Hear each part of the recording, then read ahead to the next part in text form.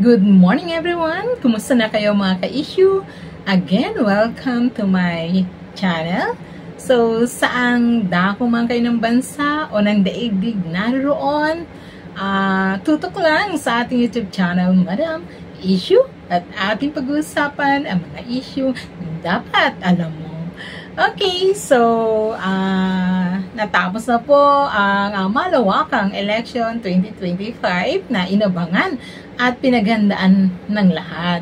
At kahapon lang din ay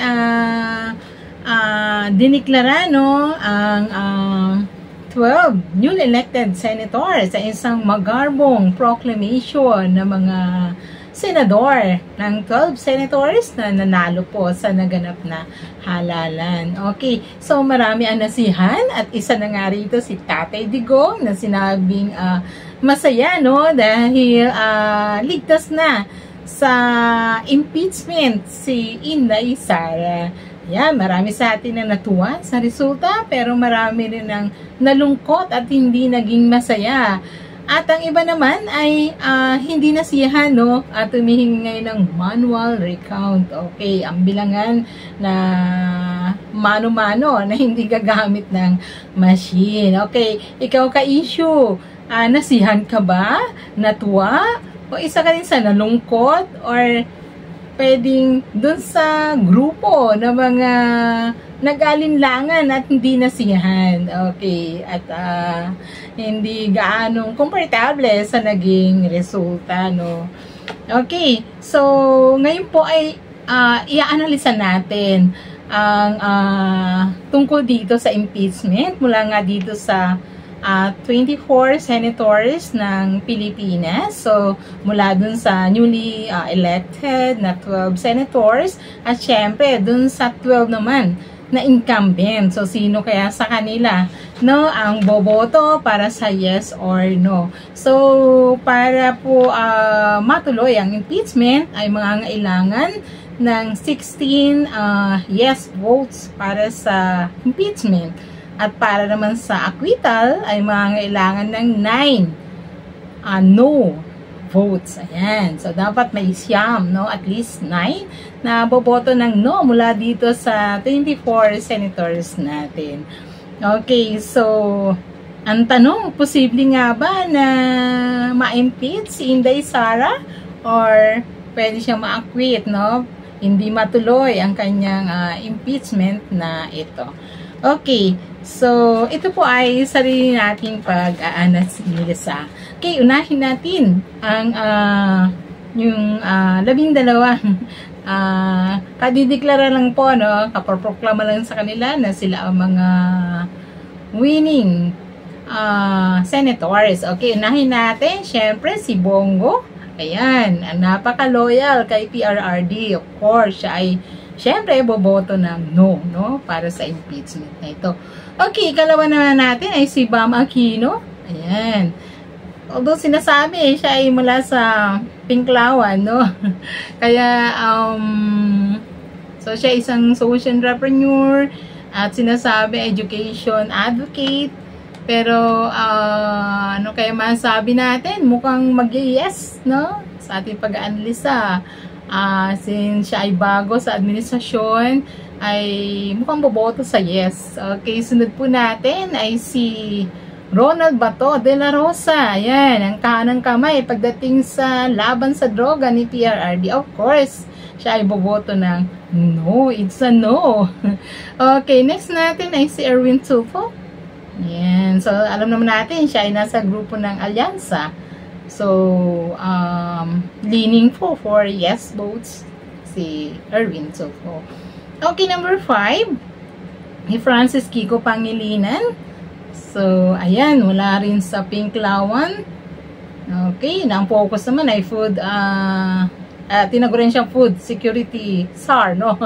Kasi yun ang kanyang pangunahin na layunin, tugunan ang kakulangan ng pagkain sa bansa. So, mukhang leaning din to sa yes. Mukhang mag-yes din siya. Okay, next natin is si Rodante Marcoleta. Na alam naman natin na mula sa PDP Laban at nasa grupo, no, ng mga Duterte. So, it's a big no para kay Rodante. Okay, sunod naman po natin si Pamphilo Ping Lacson. Siya isang dating police chief, no? At tumakbo sa presidential race noong 2022. Kaya lang, ano po masasabi natin dito mga ka-issue? Yes ba or no? Si Pamphilo Lacson. Okay, mukhang mag-yes siya, no? Okay, so next natin ay si Vicente Tito Soto. Ayan. So, nag-serve siya bilang Senate President, no? Under, kung maalala natin, under the Duterte administration. Ayan, siya ang Senate President during that time. Pero, mukha pang maka-Duterte itong si Soto, mukhang mag-yes din. Ayan. Next natin ay si Pia Cayetano. Ayan. So, kapatid siya ni Peter Cayetano. Parang wala assurance na magno-no. Mukhang yes din si Pia Cayetano. Okay, next po natin ay si Camille Villar. Ayan, alam naman natin, nasa grupo ng alyansa before, no? Pero sa bandang huli nga ay inindurso naman ni Inday Sara. So, siguro siya ay, ako i-analyze natin. Dati ang kanyang kapatid na incumbent na si Mark Villar, mukhang mag-no naman, no? No, siguro. Ayan, okay, next ay si Lito Lapid. At since nasa alyansa rin, grupo na alyansa, ay mukhang mag-yes ito, si Lito Lapid. Ano pong palagay nyo, mga ka-issue? Okay, last natin ay si Amy Marcos. Alam naman natin, kapatid ni PBBM at nasa alyansang grupo din. Pero sa bandang huli nga ay katulad ni Camille ay inindurso, no, ni Inday Sara. And since meron siyang bagong-bago na statement na pinalabas, basahin natin. Siguro magbabase tayo dito sa kanya statement. Okay, sabi niya, base sa mga sinabi ni Kong Toby, palagay ko panahon na para ibasura ang impeachment. Kasi 'di ba, sabi niya, nasuhulan o tinakot na may ipit ang budget ng mga congressman, kaya nagsipirmahan. Kung mag-witness, pwede ako magsampa ng kaso sa SC or Supreme Court para matapos na yan. Senator Amy R. Marcos, ayan, kanya statement itong May 17, 2025. So, base sa statement, mukhang malinaw na no, si Amy Marcos. Okay. Yan, sabi nga ay siguro malaki nagawa na endorsement Inday Sara kaya siya nakahabol, no? Kung papansinin, parang pasang-awa bandang dulo na kumbaga sa estudyante pasang-awa 75 ang grade. Ayan, pero still ay nakapasok, no, sa Magic 12. Okay. Pag-usapan naman natin at i-analisa ang 12 incumbent senators. Ayan, so unahin natin si Robin Padilla. Of course, it's a big no? Alam naman natin kung gaano siya sumusuporta sa mga Duterte. Okay, so next po natin ay si Lauren Legarda. Ayan. So, since, ayan, parang di pa natin sure saan ba to, no or yes. So, question mark po muna natin siya. Ayan. Question mark muna. Okay, for number 3, Raffy Tulfo, ang kapatid ni Erwin Tulfo. Nasabi nga natin ay nasa alyansa ang kapatid. Mukhang sila ay mag-yes, no? Sama natin sila sa yes votes. Okay, next ay si Win Gatchalian. Ano kaya to? Yes or no? Ano masasabi mo mga ka-issue? Yes or no ba si Win Gatchalian? Although, sabi, ang GF kasi nito, ang GF ng sibling niya na si Rex Gatchalian ay nasa department, siya isang department secretary ng DSWD, no? So, mukhang mag-yes. Then, si Win Gatchalian. Okay. So, next natin ay si Chis Escudero, no? Ang kasalukuyang Senate President. Of course, mukhang malinaw na yes, si Chis. Okay, so next po natin, si Mark Villar, ang kapatid ni Camille Villar. Ayan. So, ano kaya itong si Mark? So, mukhang magno-no si Camille, malamang mag-no na rin siya. Okay, next naman natin ay itong si Mig Zubiri. Ayan.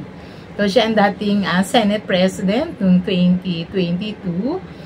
Kaya lang ay pinalitan na nga, no? Pinalitan na ni Chis Escudero.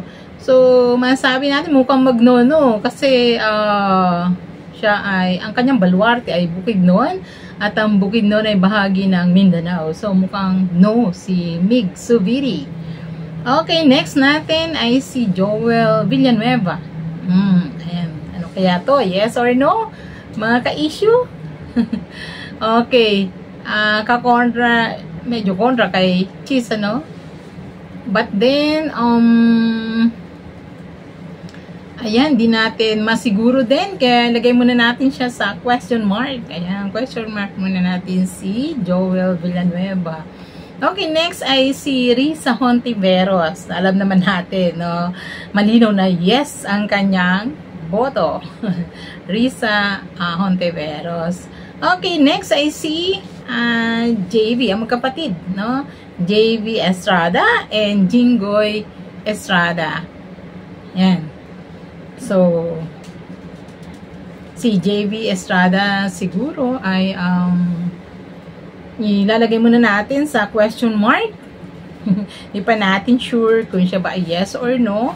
Pero ito kasi si Jinggoy Estrada, kung babasahin din natin ang kanyang pinalabas na statement, basahin po natin ang statement ni Jinggoy Estrada regarding this matter. Okay, so sabi niya, sang-ayon po ako sa di pagtuloy ng impeachment. There are many present problems in our country that need to be addressed. Impeachment is a political process, not a judicial one. So, yung ito ang kanyang statement, Jinggoy Estrada. Okay, so since meron siyang ganito statement, masasabi natin malinaw na no ang kanyang boto. Okay, so itotal po natin at alamin natin ang resulta ng ating pag-aanalisa kaugnay ng yes or no boto para sa impeachment. Okay, para po dun sa newly elected senators, dun sa 12, ay nakakuha po tayo ng 5 na no votes at meron din tayong 7 yes votes. Ayan. At para naman po sa mga incumbent senators ay nakakuha tayo ng 4 votes para sa no at meron tayong 5 votes para sa yes. At meron din tayong 3 votes bilang na 3 para sa mga question mark po, no? Yung wala pa silang malinaw. So, ilagay muna natin sila sa question mark. So, kung ito total po natin para sa no votes, ilang kaya ang kabuuan? Nakakuha po tayo ng 9 votes. Ayan. Na siyang requirements mo, no? Para sa acquittal. Okay. So, sa yes votes naman ay meron tayong 12.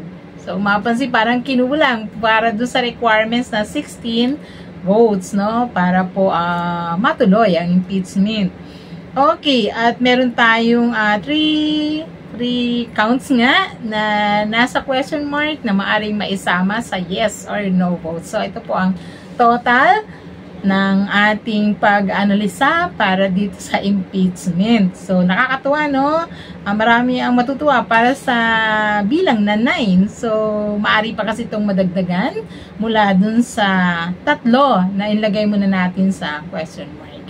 Okay, so ito po ang ating tinalakay sa araw na to. At congratulations po sa lahat ng bumoto. At least na-practice natin ang ating karapatan. Isa sa napakalagang karapatan bilang mamamayan na isang bansa. Muli, ito po si Madam Issue na nagsasabing bye for now. God bless us all and thank you so much.